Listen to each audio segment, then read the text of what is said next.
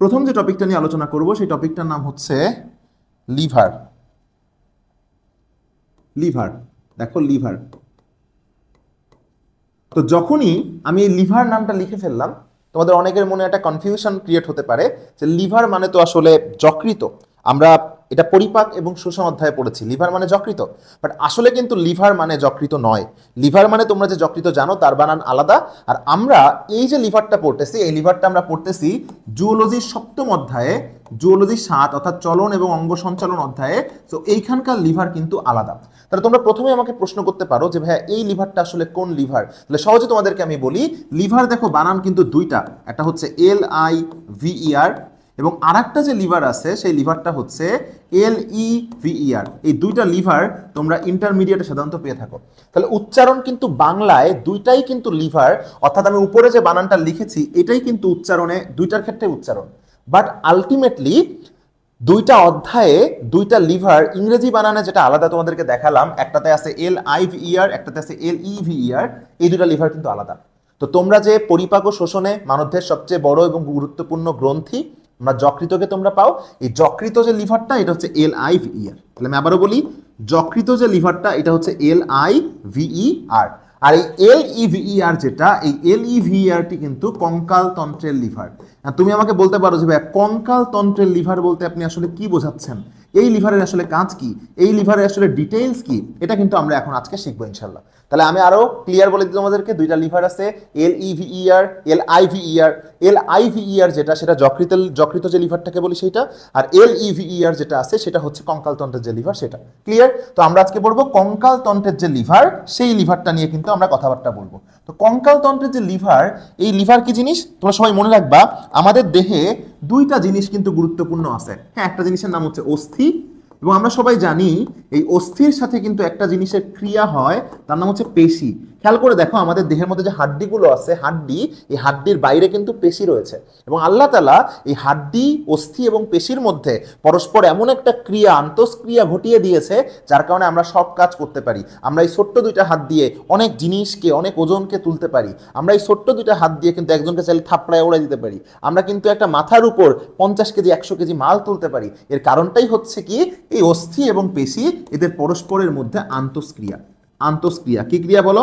অস্থি এবং পেশি এদের পরস্পরের মধ্যে আন্তঃক্রিয়া। তাহলে তোমরা যদি এই কঙ্কালতন্ত্রের যে লিভার আছে, এই লিভারের সংজ্ঞা আসে, তোমরা সংজ্ঞা দিবা হচ্ছে যে প্রক্রিয়ায় অস্থি এবং পেশি পরস্পরের মধ্যে আন্তঃক্রিয়া করে, যে প্রক্রিয়ায় অস্থি এবং পেশি পরস্পরের মধ্যে আন্তঃক্রিয়া করে, যার ফলে সকল কাজ কিন্তু সহজ হয়ে যায়, তাকে আমরা বলবো হচ্ছে কি লিভার। ক্লিয়ার? এই লিভারের অংশ রয়েছে 4টি। এই লিভারের কয়টি অংশ রয়েছে বলো? এই লিভারের অংশ রয়েছে 4টি, এবং এই যে 4টি অংশ রয়েছে তার মধ্যে প্রথমটার নাম হচ্ছে লিভার বাহু। তার প্রথমটার নাম কি বলো? তার প্রথমটার নাম হচ্ছে লিভার বাহু। 2 নম্বরটার নাম হচ্ছে ফালক্রাম। এই 2 নম্বরটার নাম কি বলো? ফালক্রাম। আর ফালক্রামের বাংলা নাম হচ্ছে পিভট। তাহলে 2 নম্বরটার নাম হচ্ছে ফালক্রাম, আর এই ফালক্রামের বাংলা নাম হচ্ছে পিভট। 3 নম্বর যেটা কিন্তু রয়েছে তার নাম হচ্ছে লোড, আর তোমরা সবাই জানো লোডের বাংলা হচ্ছে ভার। এবং 4 নম্বর যেটা রয়েছে সেটা হচ্ছে ইফোর্ট। আমরা বই না, আমাদেরকে লেখাপড়ায় প্রচুর ইফোর্ট দিতে হবে, আর এই ইফোর্টের বাংলা হচ্ছে প্রচেষ্টা। ইফোর্টের বাংলা কি বলো? ইফোর্টের বাংলা হচ্ছে প্রচেষ্টা। তাহলে একটা লিভারের মোট কয়টা অংশ রয়েছে? একটা লিভারের মোট 4টা অংশ রয়েছে। প্রথমটা হচ্ছে লিভার বাহু, পরেরটা হচ্ছে ফালক্রাম বা পিভট, এবং তারপরটা হচ্ছে লোড বা ভার, এবং চতুর্থটা হচ্ছে প্রচেষ্টা বা ইফোর্ট। এখন আমার একটা কথা হচ্ছে যে এই যে পুরো লিভার, আমরা লিভারে কি কি পড়তে হবে? লিভারের সংজ্ঞা পড়তে হবে, আমরা পড়ে ফেলছি। অস্থি আর পেশি পরস্পরের মধ্যে যে প্রক্রিয়া আন্তঃক্রিয়া করে, এরপরে লিভারের অংশ কয়টা পড়তে হবে, এই অংশ দিয়ে প্রকারভেদ কয়টা পড়তে হবে, সেই প্রত্যেকটা প্রকারভেদের সংজ্ঞা, মানবদেহে উদাহরণ, যন্ত্রাংশে উদাহরণ এবং সুবিধা কিন্তু পড়তে হবে। এই যত কিছু বললাম, এত কিছু কিন্তু মুখস্থ করতে গেলে তোমাদের মিনিমাম 1 থেকে 1.5 ঘন্টা সময় লাগার কথা। বাট আমি সানজিদ আহমেদ রিয়াজ ভাইয়া তোমাদেরকে কথা দিচ্ছি, আমি লিভার পড়ানোর পরে তোমরা উইদিন 5 সেকেন্ড, মাত্র 5 সেকেন্ডের মধ্যে পুরো লিভারটা একবার মাথার মধ্যে নিয়ে আসতে পারবা। বেশি সময় লাগবে না, মাত্র 5 সেকেন্ড। হ্যাঁ, লিখতে পারবা না 5 সেকেন্ডে, বাট 5 সেকেন্ডে তুমি লিভারের বলে না ইংরেজির জাহাজ হয়ে যাবে। 5 সেকেন্ডে তুমি লিভারের জাহাজ হয়ে যাবে ইনশাল্লাহ। তাহলে আমি আবার বলি, লিভার মানে কার কার আন্তঃক্রিয়া? লিভার মানে অস্থি এবং পেশির আন্তঃক্রিয়া। এবং একটা লিভারের অংশ রয়েছে কয়টি? একটা লিভারের অংশ রয়েছে 4টি। প্রথমটা হচ্ছে লিভারের বাহু, 2 নাম্বারটা হচ্ছে ফালক্রাম বা পিভট, 3 নাম্বারটা হচ্ছে লোড বা ভার, এবং 4 নাম্বারটা হচ্ছে ইফোর্ট বা প্রচেষ্টা। আমরা সবাই মনে রাখবো এই যে 4টা অংশ রয়েছে এর মধ্যে নিচের যে 3টা অর্থাৎ ফালক্রাম বা পিভট, লোড বা ভার, ইফোর্ট বা প্রচেষ্টা, এই 3টা জিনিসের অবস্থানের উপর ভিত্তি করে লিভার কিন্তু 3 প্রকার। তাহলে আমি আবার বলতেছি 4টা অংশের মধ্যে কয়টা অংশের অবস্থানের উপর ভিত্তি করে? 3টা অংশের অবস্থানের উপর ভিত্তি করে। আর 3টা অংশের অবস্থানের উপর ভিত্তি করে কয় প্রকার হবে? 3 প্রকার হবে। তাহলে আমি আবারও বলতেছি ওই 4টা অংশের মধ্যে এই নিচের যে 3টা অংশ, এই নিচের 3টা অংশ এর অবস্থানের উপর ভিত্তি করে লিভার কিন্তু কয় প্রকার? লিভার কিন্তু 3 প্রকার। ক্লিয়ার আমার কথা? এবং কিসের অবস্থানের উপর ভিত্তি করে? সহজে বলি, ধরো এইটা যদি একটা লিভার হয়, ধরো এটা যদি একটা লিভার হয়, এই লিভারের 3টা পজিশন রয়েছে। কয়টা পজিশন রয়েছে? 3টা। দেখো এইটা একটা পজিশন, এইটা একটা পজিশন, এইটা একটা পজিশন। এই 3টা পজিশনের মধ্যে মাঝখানের যে পজিশনটা রয়েছে, এই মাঝখানে কোনটা বসবে তার উপর ভিত্তি করে লিভার 3 প্রকার। তো মাঝখানে যদি এই ফালক্রাম বসে, আমি সংক্ষেপে লিখে রাখলাম এফ, মাঝখানে যদি ফালক্রাম বসে তাহলে এটা প্রথম শ্রেণীর লিভার। মাঝখানে যদি লোড বসে তাহলে এটা দ্বিতীয় শ্রেণীর লিভার। মাঝখানে যদি ইফোর্ট বসে তাহলে এটা তৃতীয় শ্রেণীর লিভার। একদিকে বসলো ফালক্রাম, লোড অথবা ইফোর্ট, যেটা বসবে সেইটা 23 নম্বর শ্রেণীর লিভার।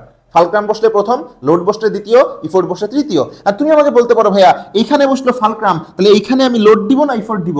এইখানে কোনো সমস্যা নাই, তুমি এইখানে লোড দিলে এইখানে দিবা ইফোর্ট, এইখানে ইফোর্ট দিলে এইখানে ইফোর্ট দিলে এইখানে দিবা লোড, এটা কোনো বিষয় না। মাঝখানে কে শোবে, মাঝখানে কে ঘুমাবে, এটাই কিন্তু ইম্পর্টেন্ট। তাহলে মাঝখানে যদি ফালক্রাম ঘুমায় পড়ে তাহলে প্রথম শ্রেণীর লিভার, মাঝখানে যদি লোড বসে তাহলে দ্বিতীয় শ্রেণীর লিভার, মাঝখানে যদি ইফোর্ট বসে তাহলে তৃতীয় শ্রেণীর লিভার। ওইটাতে আমরা এখন যাব। তাহলে লিভার কয় প্রকার বলো? লিভার 3 প্রকার। তার আগে বলি আমরা লিভার নিয়ে টোটাল কি কি লেখাপড়া করব। আমরা লিভার নিয়ে টোটাল যা যা পড়তে হবে তার প্রথমটা হচ্ছে, আমরা কিন্তু অলরেডি বলে ফেলছি, তার 1 নাম্বারটা হচ্ছে লিভারের সংজ্ঞা, লিভারের সংজ্ঞা। 2 নাম্বার হচ্ছে লিভারের অংশ। 3 নাম্বার হচ্ছে লিভারের প্রকারভেদ, প্রকারভেদ।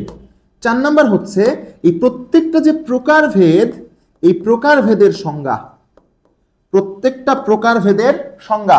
5 নাম্বার হচ্ছে প্রত্যেকটা লিভারের মানব দেহে উদাহরণ, প্রত্যেকটা লিভারের মানব দেহে উদাহরণ, প্রত্যেকটা লিভারের যান্ত্রিক বা যন্ত্রাংশে উদাহরণ, প্রত্যেকটা লিভারের সুবিধা, এবং প্রত্যেকটা লিভার সম্পর্কে যার আছে তার আছে কিছু অন্যান্য কথাবার্তা, কিছু এক্সট্রা ইনফো।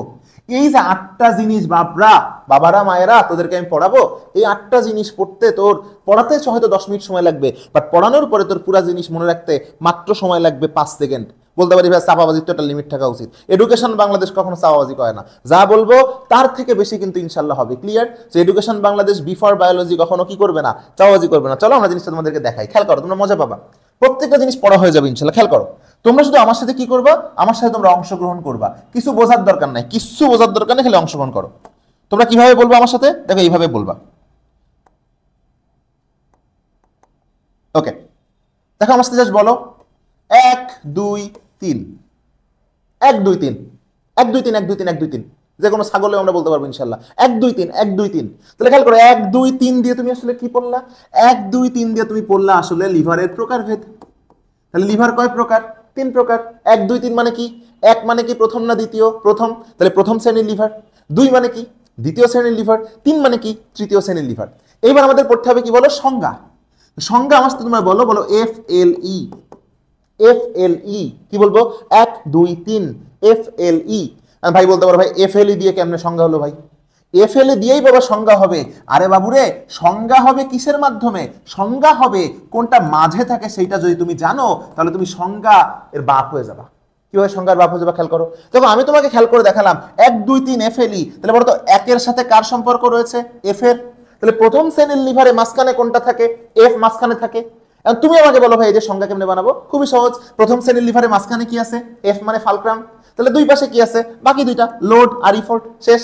তাহলে যে শ্রেণীর লিভারে ফালক্রাম লোড এবং ইফোর্টের মাঝখানে থাকে প্রথম শ্রেণীর লিভার। তাহলে তুমি বলতো দ্বিতীয় শ্রেণীর লিভারের সংজ্ঞা কি? খুবই সহজ। দ্বিতীয় শ্রেণীর লিভারের মাঝখানে দেখো কি থাকে? লোড। দুই সাইডে কি থাকে? সাজানোই আছে ফালক্রাম আর ইফোর্ট। তাহলে কি বানাই দিবা? যে শ্রেণীর লিভারে ভার বা লোড, ইফোর্ট এবং ফালক্রামের মাঝে থাকে তাকে দ্বিতীয় শ্রেণীর লিভার বলে। সহজ। তাহলে অত কিছু লাগবে না, 1 2 3 এফএলই, 1 2 3 এফএলই। এরপরে জাস্ট আসতে বলো মাথা পা হাত, মাথা পা হাত। তাহলে এই তিনটা লাইন বলো, 1 2 3 এফএলই মাথা পা হাত, 1 2 3 এফএলই মাথা পা হাত, 1 2 3 এফএলই মাথা পা হাত। তাহলে মাথা পা হাত মানে কি? এরপরে তোমাদেরকে আমি পড়াইছি, দেখো কি হয়ে গেল, আমার লিভারের প্রকারভেদ হয়ে গেল। প্রথমে আমরা লিভারের সংজ্ঞা পড়েছিলাম, অংশ পড়েছিলাম, প্রকারভেদ হয়ে গেল, সংজ্ঞা হয়ে গেল। এখন আমাদেরকে পড়তে হবে মানব দেহে উদাহরণ। তাহলে বলো 1 2 3 এফএলই মাথা পা হাত। মাথা কয় নম্বরে? 1 নম্বরে। তাহলে মাথা কোন শ্রেণীর লিভার? প্রথম শ্রেণীর লিভার। পা কোন শ্রেণীর লিভার? দ্বিতীয় শ্রেণীর লিভার। হাত কোন শ্রেণীর লিভার? তৃতীয় শ্রেণীর লিভার। তাহলে একবার বলো 1 2 3 এফএলই মাথা পা হাত, 1 2 3 এফএলই মাথা পা হাত, 1 2 3 এফএলই মাথা পা হাত। কাহিনী শেষ। তাহলে 1 2 3 মানে কি? প্রথম শ্রেণীর, দ্বিতীয় শ্রেণীর, তৃতীয় শ্রেণীর। প্রথম শ্রেণীর লিভারের মাঝখানে কি আছে? এফএলই ফালক্রাম। দ্বিতীয় শ্রেণীর লিভারের মাঝখানে কি আছে? লোড। তৃতীয় শ্রেণীর লিভারের মাঝখানে কি আছে? ইফোর্ট। হাত কোন শ্রেণীর লিভার? মাথা পা হাত, তৃতীয় শ্রেণীর লিভার। মাথা কোন শ্রেণীর লিভার? মাথা পা হাত, মাথা প্রথম শ্রেণীর লিভার। ওকে, এরপরে বলো কি? তাহলে এটা আমরা কি পড়লাম? মানব দেহে উদাহরণ। মানব দেহে উদাহরণ। তাহলে প্রথম শ্রেণীর লিভারের মানব দেহে উদাহরণ কি? 1 2 3 এফএলই মাথা পা হাত। যেটা 1 নাম্বার আছে এটা প্রথম শ্রেণীর লিভার, মাথা। খেলা শেষ। এরপরে বলো কাঠে নেই।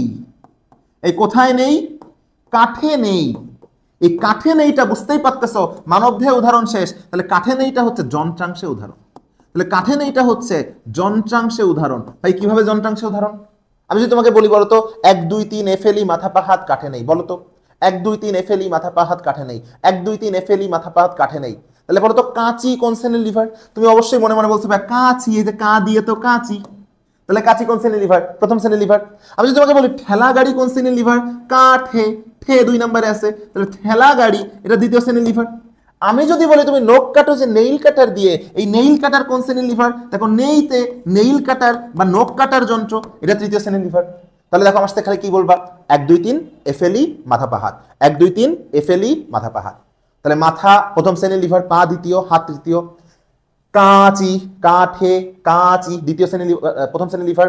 ঠেলা গাড়ি, ঠেতে দ্বিতীয় শ্রেণীর লিভার। নেইতে নেইল কাটা তৃতীয় শ্রেণীর লিভার। লাস্ট কি মনে রাখবো? কাঠে কি নেই? কাঠে 3টা জিনিস নাই। কাঠে বল নেই, ওজন নেই, সঞ্চালন নেই।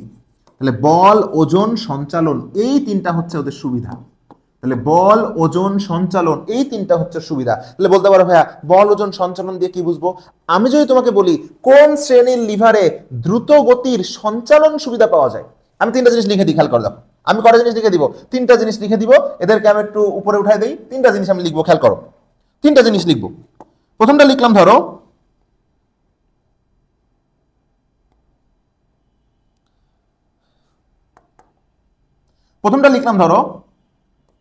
অল্প বল বেশি ফল। দিব বল অল্প, ফল পাবো বেশি। অল্প বল বেশি ফল মানে আমি অল্প বল প্রয়োগ করে বেশি ফল পাবো। ধরো সামান্য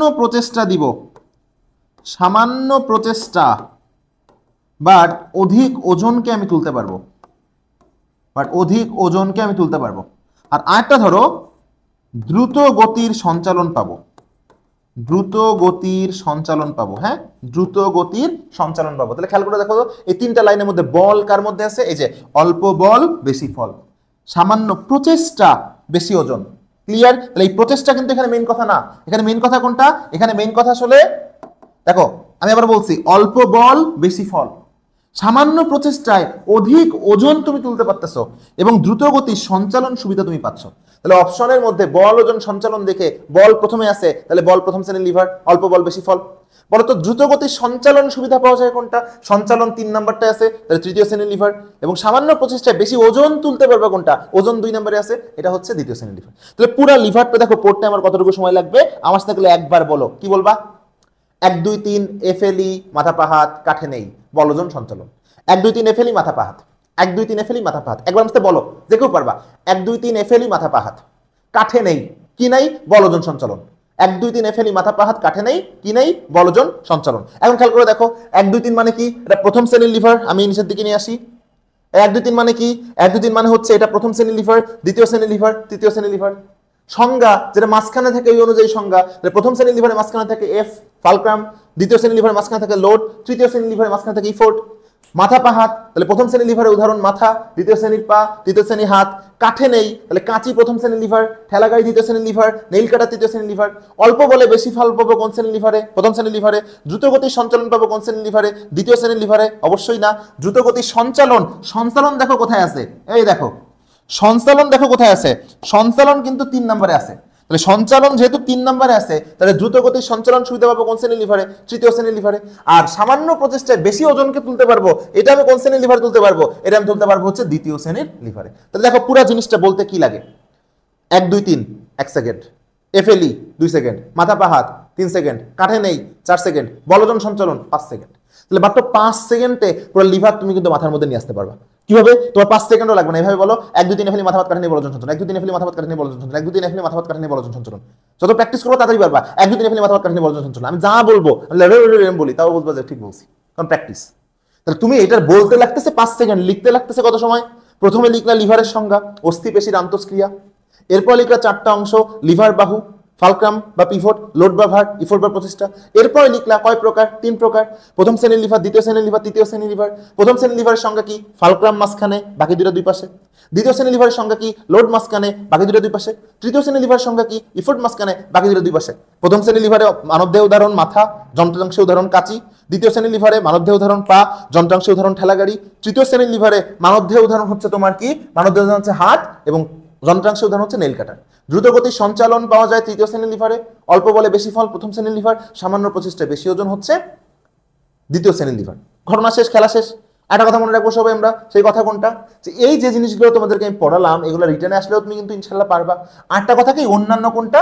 খালি অন্যান্য মনে রাখবা, এই প্রথম শ্রেণীর লিভার এটা হচ্ছে দুর্লভ, এটা খুব কম পাওয়া যায়।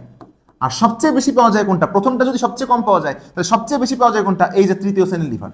তাহলে সবচেয়ে বেশি পাওয়া যায়, সবচেয়ে বেশি পাওয়া যায় কোন শ্রেণীর লিভার? তৃতীয় শ্রেণীর লিভার। অন্যান্য কথা শেষ। তাহলে প্রথমটা কেমনে মনে রাখবো? মাথা কেটে ফেললে তুমি বাঁচবা না, বাট হাতের টাকা কেটে ফেললে তুমি বাঁচবা। তাহলে সবচেয়ে দুর্লভ কোনটা? প্রথম শ্রেণীর লিভার। আর সবচেয়ে বেশি পাওয়া যায় কোনটা? তৃতীয় শ্রেণীর লিভার। তাহলে পুরা লিভার আমার পড়তে কিন্তু 5 সেকেন্ড লাগবে। কেন?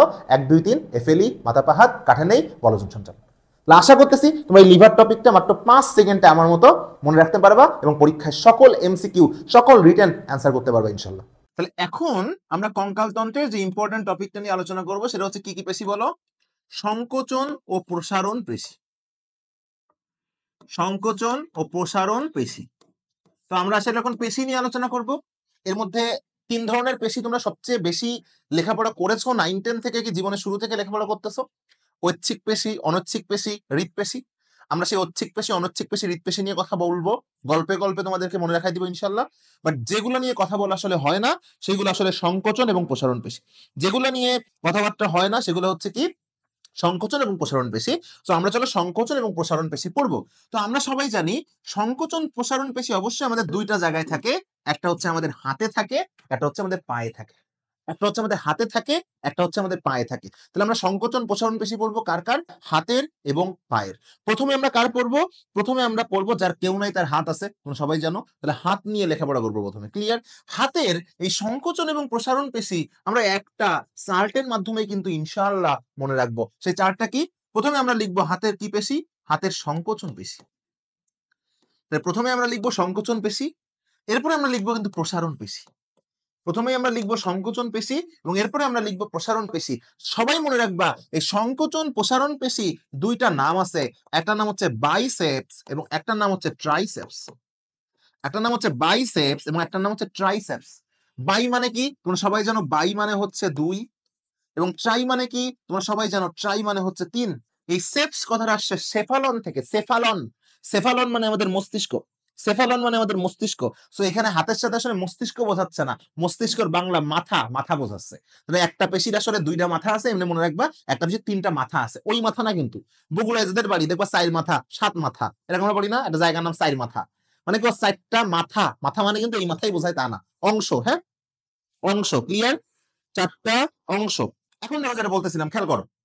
আমরা এখন যেটা বলতেছিলাম, সংকোচন আর প্রসারণের মধ্যে একটার নাম হবে বাইসেপস, একটার নাম হবে ট্রাইসেপস। আমরা কিভাবে মনে রাখবো কোনটা বাইসেপস এবং কোনটা ট্রাইসেপস? মনে রাখার টেকনিকটা বলে দিই তোমাদেরকে। সংকোচন আর প্রসারণের মধ্যে তোমরা মনে রাখবা প্রসারণে সবসময় বেশি সময় লাগে, প্রসারণে সবসময় বেশি সময় লাগে। তোমরা এটা শিখেছো যখন তুমি রক্ত সঞ্চালন পড়েছো, তোমরা দেখেছো কিন্তু সিস্টল এবং ডায়াস্টল, ডায়াস্টল মানে প্রসারণ, ডায়াস্টলে বেশি সময় লাগছে। খাঁটি বাংলা একটা উদাহরণ দিয়ে তোমাদেরকে মনে রাখাই দেই। একটা বেলুনকে যদি তুমি ফুলায় বড় করো, ওটা হচ্ছে বেলুনের প্রসারণ। একটা বেলুনকে যদি তুমি ফুলায় বড় করো, ওটা বেলুনের প্রসারণ। ওই প্রসারণ করতে সময় লাগে অনেক বেশি, আর আমি যদি ফাটায় দেই, সংকোচন করে দেই, কয়েক সেকেন্ড সময় লাগবে, 1 সেকেন্ড সময় লাগবে। তাহলে ফুলায় বড় করলাম, প্রসারিত করলাম, বেশি সময় লাগে। ক্লিয়ার আমার কথা? তাহলে প্রসারণে লাগে বেশি সময়, সংকোচনে লাগে কম সময়। তাহলে প্রসারণ বেশি, সংকোচন কম। তুমি আমাকে বলো 3 এবং 2 কোনটা বেশি? 3 এবং 2 কোনটা বেশি? 3 বেশি। আর ট্রাইসেপস মানে কি? ট্রাইসেপসে 3 আছে, তাহলে প্রসারণ বেশি, তাহলে প্রসারণ পেশির নাম কি হবে? ট্রাইসেপস। তাহলে প্রসারণ পেশির নাম কি হবে? ট্রাইসেপস। সংকোচন কম, এখানে কম কোনটা? 2, তাহলে সংকোচন পেশির নাম কি বলো? বাইসেপস। তাহলে আমরা হাতের সংকোচন এবং প্রসারণ পেশি পড়তেছি। সংকোচন পেশি বাইসেপস, প্রসারণ পেশি ট্রাইসেপস। ক্লিয়ার? এখন তোমরা জিনিস খেয়াল করে দেখো তো, আমাদের হাত যদি পুষ্পার মতো এরকম হতো, এরম করে আমাদেরকে এরম করে বাঁকায় না যাওয়া তো হাত নড়বেই না, কোনোভাবে ফ্লেক্সিবল হবে না। এটা বলতো কোন পেশি না থাকলে হতো?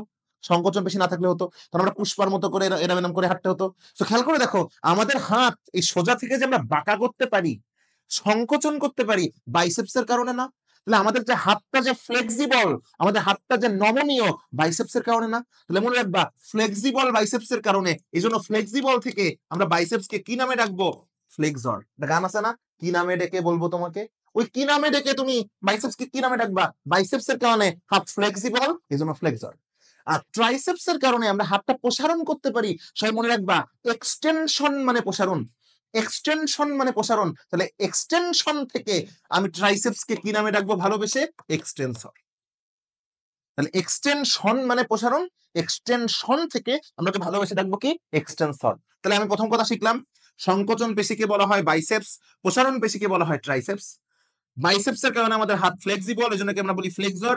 এক্সটেনশন মানে প্রসারিত করা, এজন্য প্রসারণ পেশিকে আমরা বলি হচ্ছে এক্সটেনসর। এখন তুমি খেয়াল করে দেখো তো, ধরো আমাদের হাতের, আমি তোমাকে বলি হাত কোনটা, তোমরা দেখাও যে আমাদের হাত এইটা, বাট আমাদের হাত কিন্তু এইটা না বাবা। আমাদের হাত হচ্ছে এইটুকু, আমাদের হাত। এই যেটুকু দিয়ে তুমি ঘটনা ঘটাও, এই যেটুকু দিয়ে তুমি থাপ্পড় মারো, যাই করো না কেন, যার কেউ না তার হাত তোমরা সবাই জানো।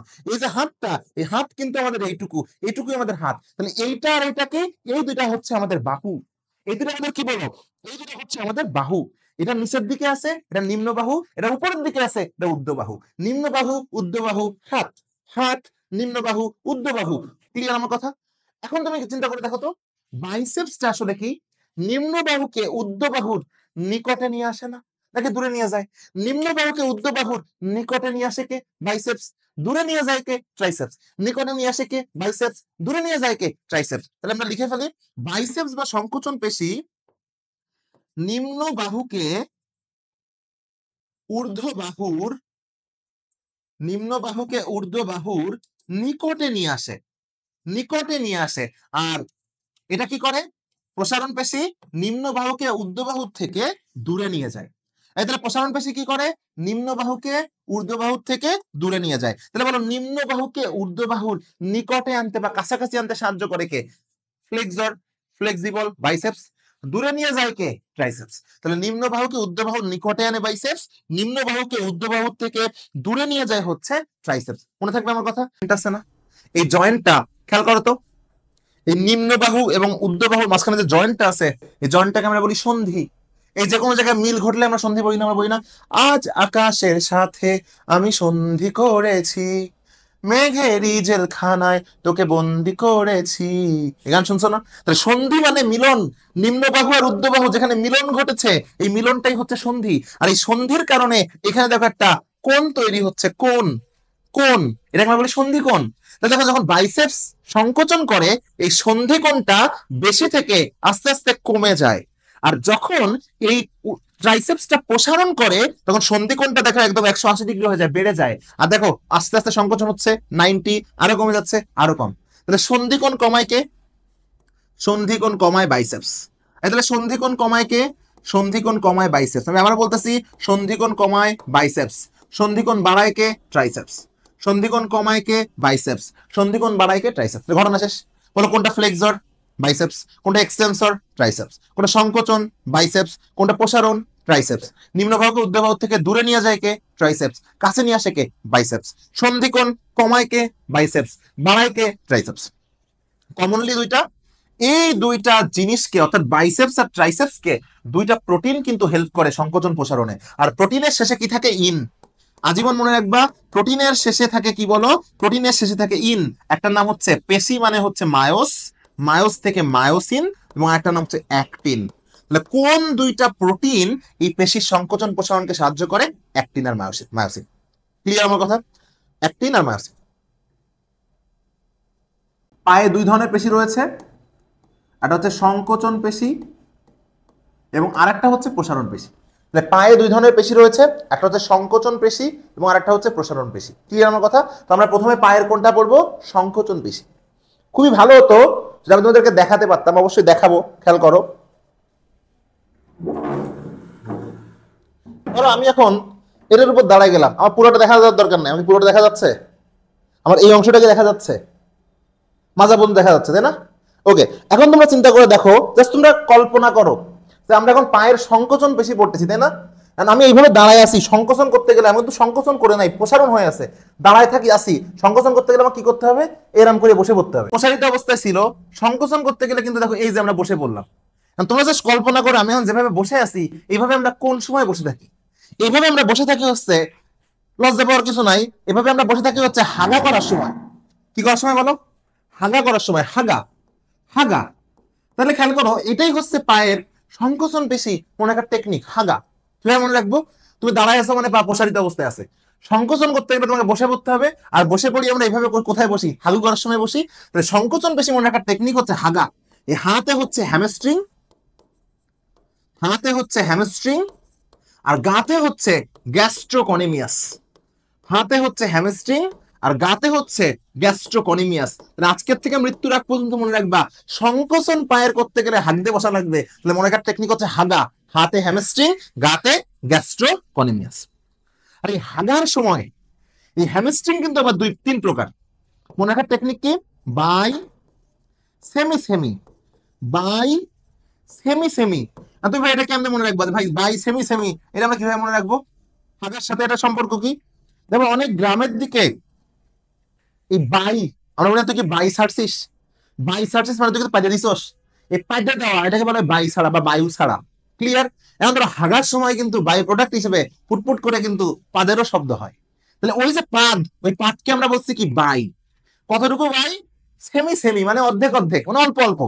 তাহলে বলো হাগা বাই সার্টেসি সেমি সেমি, হাগা বাই সেমি সেমি মানে অল্প অল্প। দেখো পাদ কিন্তু একবারে হয় না, ফুটফুট করে একটু একটু করে হয়। তাহলে প্রথমে মনে রাখবো কি, সংকোচন করতে গেলে হাগা করতে বসতে হবে, আর হাগা করার সময় বাই সারবো কেমন, সেমি সেমি, অর্ধেক অর্ধেক। ক্লিয়ার? এই বাই দিয়ে কি মনে রাখবা? এই বাই দিয়ে মনে রাখবা বাইসেপস ফিমোরিস। এই বাই দিয়ে মনে রাখবা বাইসেপস, যেহেতু এটা পায়ের ফিমারে থাকে তাহলে বাইসেপস ফিমোরিস।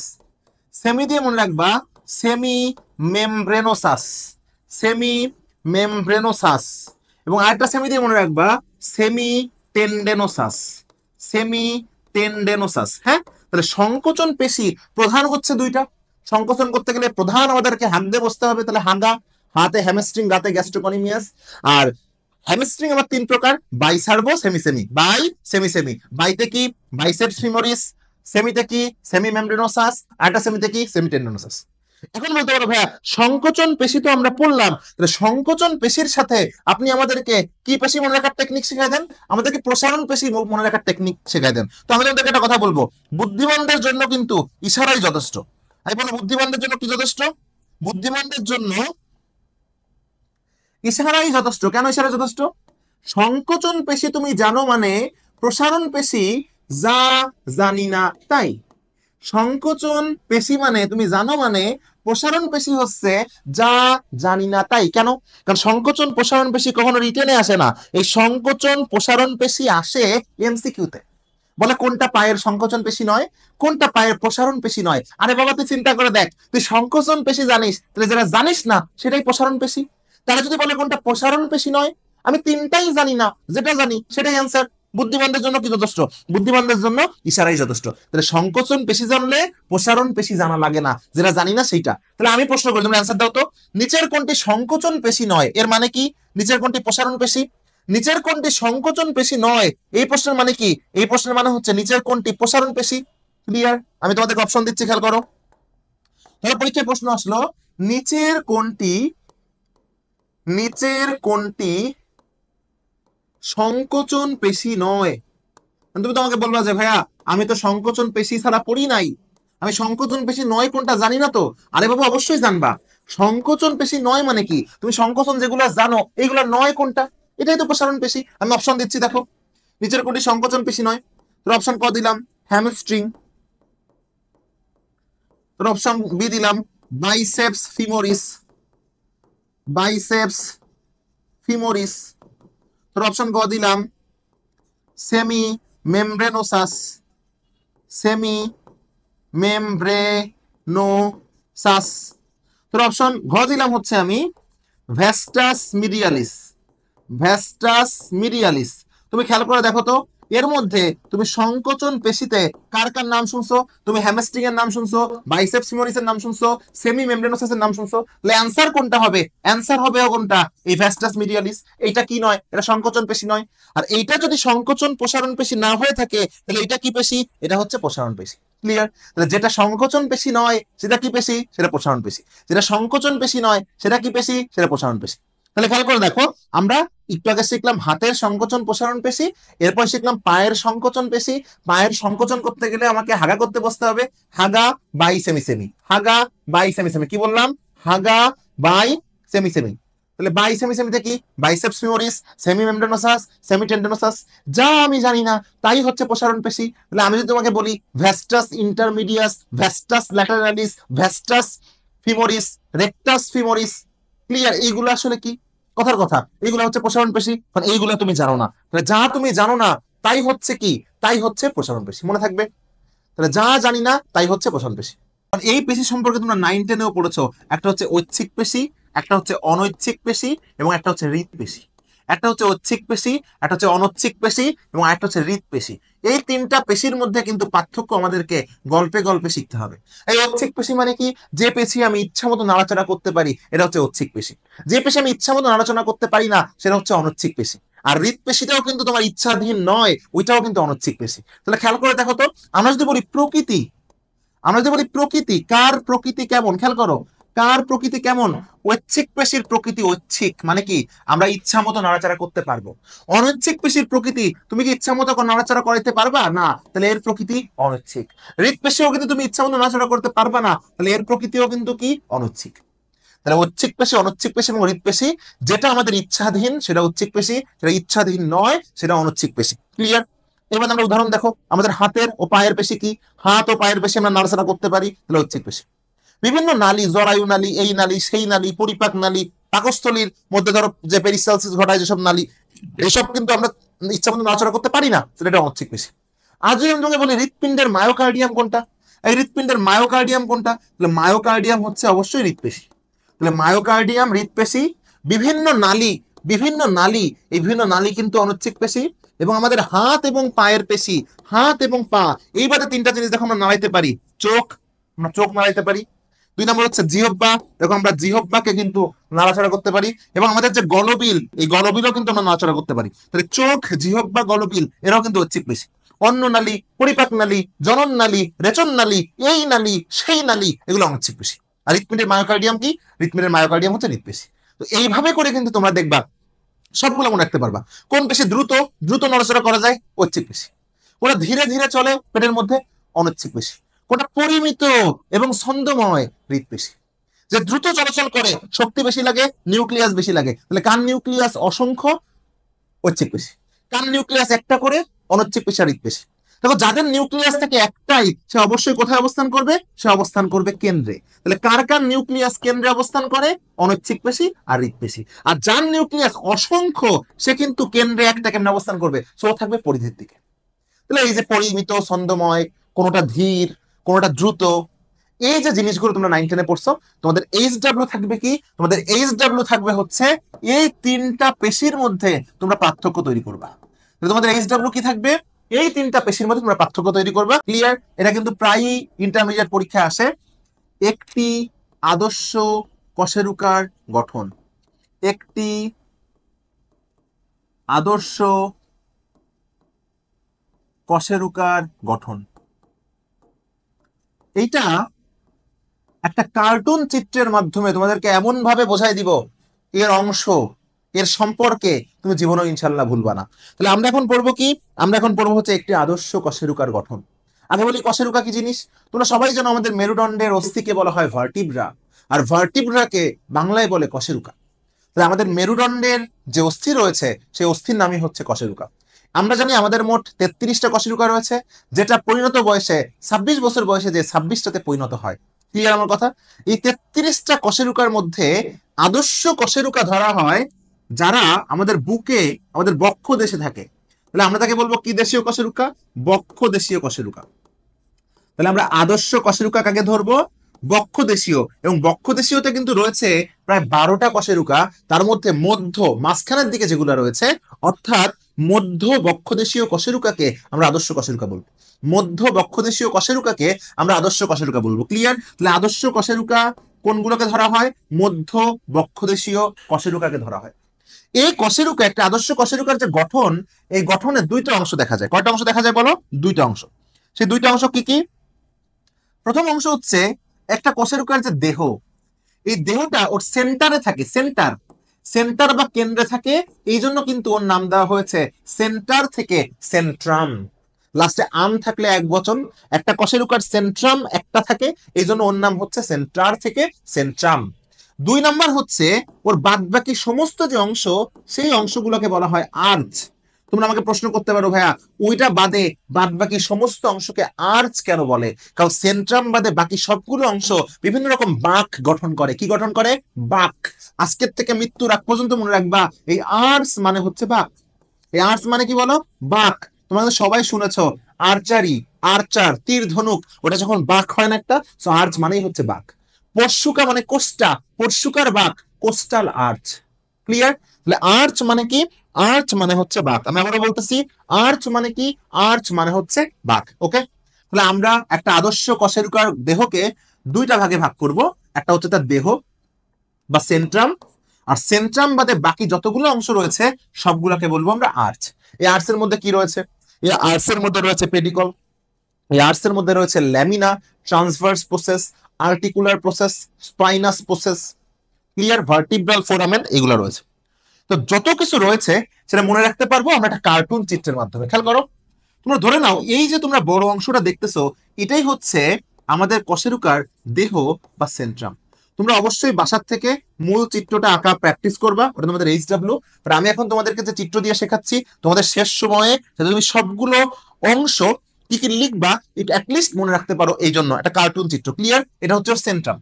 সেন্ট্রামের ঠিক উপরে ভার্টিব্রার, ভার্টিব্রার যে ছিদ্র, মনে রাখবা ফোরামেন মানে ছিদ্র, ফোরামেন মানে ছিদ্র।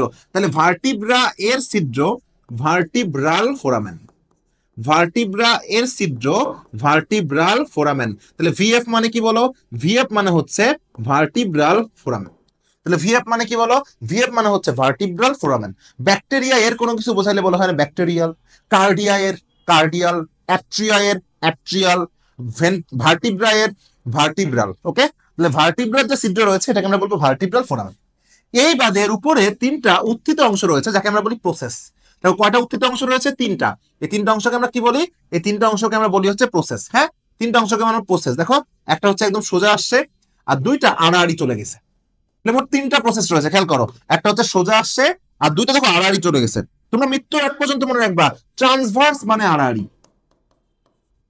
ট্রান্সভার্স, এই ট্রান্সভার্স মানে হচ্ছে আড়াআড়ি। ট্রান্সভার্স মানে হচ্ছে আড়াআড়ি। একটা নৌকা যদি আড়াআড়ি যায় মানে ট্রান্সভার্সলি গেল, আড়াআড়ি যায় মানে ট্রান্সভার্সলি গেল। ট্রান্সভার্স মানে কি? আড়াআড়ি। তাহলে এই দুকে দেখো যে 2টা প্রসেস রয়েছে, আড়াআড়ি গেছে ট্রান্সভার্স প্রসেস বা টিপি। এই টিপি মানে কিন্তু আবার অন্য টিপি না, অন্য টিপতেছো ব্যাপারগুলো তা না। এই টিপি মানে হচ্ছে ট্রান্সভার্স প্রসেস। তাহলে আমি লিখে দিলাম টিপি, টিপি ইকুয়াল টু ট্রান্সভার্স প্রসেস। উপরে দেখো সজারুর মতো খাড়া কাটার মতো একটা আছে না, খাড়া, আমরা চুলে স্পাইক করি না, স্পাইক, স্পাইন মানেও কাটা, স্পাইক মানেও কাটা। তাহলে খাড়া যেটা আছে এটা হচ্ছে এসপি। এসপি মানে কি? Spinous process. তাহলে এসপি মানে হচ্ছে স্পাইনাস প্রসেস, স্পাইনাস প্রসেস। ট্রিপি মানে কি? Transverse process.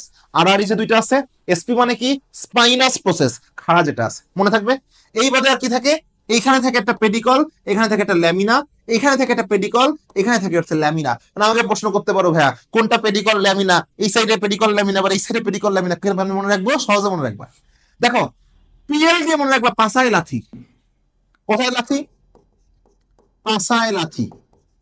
হ্যাঁ, তোমরা পাছায় লাথি বললে অনেকে তোমরা মনে করবে কি পাছা পাছা বলছো। আরে বাবা, পাছা মানে পুচ্ছ। অনেক জায়গায় এটাকে বলে হোগা, ক্যা হোগা। ওই ক্যা হোগা না, কিন্তু ক্যা হোগা মানে কি হয়েছে। আর বরিশালের দিকে বলে কি, এই তুই হোগা হোসা করে বসে আছিস ক্যা। হোগা মানে পাছা, পাছা মানে পুচ্ছ। ক্লিয়ার? এটা একটা গ্রাম্য ভাষা, এটা কোনো নেগেটিভ কথা না, সবারই আমাদের আছে। তাহলে এই দিকে একটা পাছায় লাথি মারবা, এই দিকে একটা পাছায় লাথি মারবা। তাহলে বলো দুই পাশে দুইটা মনে রাখার টেকনিক কি? পাছায় লাথি, পাছায় লাথি, পাছা দুইটা, লাথিও দুইটা, পাছায় লাথি, পাছায় লাথি। ক্লিয়ার? এখন তুমি বলো, আমরা দুইটা জিনিস একটু আগে শিখলাম। একটা আদর্শ কশেরুকার দেহকে দুই ভাগে ভাগ করা যায়। একটা হচ্ছে ওর যে মূল দেহ, বা মূল দেহকে আমরা কি বলতেছি? মূল দেহকে আমরা বলছি সেন্ট্রাম। আর সেন্ট্রাম বাদে বাদ বাকি সকল অংশকে আমরা বলছি আর্চ। তাহলে আর্চের মধ্যে কি কি আছে? এই আর্চের মধ্যে কি কি আছে? ভার্টিব্রাল ফোরামেন আছে, পেডিকল ল্যামিনা আছে, স্পাইনাস প্রসেস আছে, ট্রান্সভার্স প্রসেস আছে। তাহলে এই যে চিত্রটা একবার চোখ বুঝে খেয়াল করো। প্রথমে গোল্লা সেন্ট্রাম, ওর উপরে ছোট্ট গোল্লা ভার্টিব্রাল ফোরামেন, সোজা হাড়া কাটার মতো স্পাইনাস প্রসেস, দুই দিকে আড়াআড়ি ট্রান্সভার্স প্রসেস। এদিকে একটা পাসাইলাতে পিএল, এদিকে একটা পাসাইলাতে পিএল। পিতে কি? পিতে হচ্ছে পেডিকল, এলতে ল্যামিনা। আমি লিখে দিচ্ছি, পিতে হচ্ছে পেডিকল, আর এলতে কি? এলতে হচ্ছে ল্যামিনা। পিতে হচ্ছে পেডিকল, এলতে হচ্ছে ল্যামিনা। শেষ। এখন বলতে পারো ভাইয়া আমরা তো মনে রাখা শিখলাম, কোনটা কোথায় থাকে কিভাবে মনে রাখবো? খুবই সহজ, খেয়াল করে দেখো। দেখো একটা পেডিকল একটা ল্যামিনার মাঝখানে কি থাকে? Transverse process. দুইটা ল্যামিনার মাঝখানে কি থাকে? Spinous process. একটা ট্রান্সভার্স প্রসেস একটা স্পাইনাস প্রসেসের মাঝখানে কি থাকে? দেখো ল্যামিনা। একটা দেহ আর একটা ট্রান্সভার্স প্রসেসের মাঝখানে কি থাকে? দেখো কি থাকে? পেডিকল। আরেকটা জিনিস মনে রাখবা, এইরকম জায়গায় কিন্তু আরেকটা প্রসেস থাকে, তার নাম হচ্ছে আর্টিকুলার প্রসেস। তাহলে আর্টিকুলার প্রসেসের অবস্থান কোথায়? এটাও সহজ, যেখানে পেডিকলের অবস্থান সেখানে আর্টিকুলার, সরি যেখানে ট্রান্সভার্স প্রসেসের অবস্থান পেডিকল ল্যামিনার মাঝখানে, পেডিকল ল্যামিনার মাঝখানে কিন্তু শুধু ট্রান্সভার্স প্রসেস না, আর্টিকুলার প্রসেস অবস্থিত। এই কথাগুলো লিখে দিবা কোনটা কার মাঝখানে অবস্থিত। আর সেন্ট্রাম সম্পর্কে কি লিখবা? ভার্টিব্রার সব থেকে সম্মুখ অংশ, সবচেয়ে বড় অংশ। তাহলে পুরো সবগুলা জিনিস একবার চোখ বুঝে মনে রাখবা। Centrum, vertebral foramen, spinous process, transverse process, পাসাইলাথি, পাসাইলাথি, পেডিকল ল্যামিনা, পেডিকল ল্যামিনা। বাকি সব তুমি নিজে লিখতে পারবা। আর দুই ভাগে ভাগ করা যায়, সেন্ট্রাম, আর্চ। আর্চের মধ্যে কি কি আছে? Pedicle lamina, spinous process, transverse process, articular process, vertebral foramen. ডান।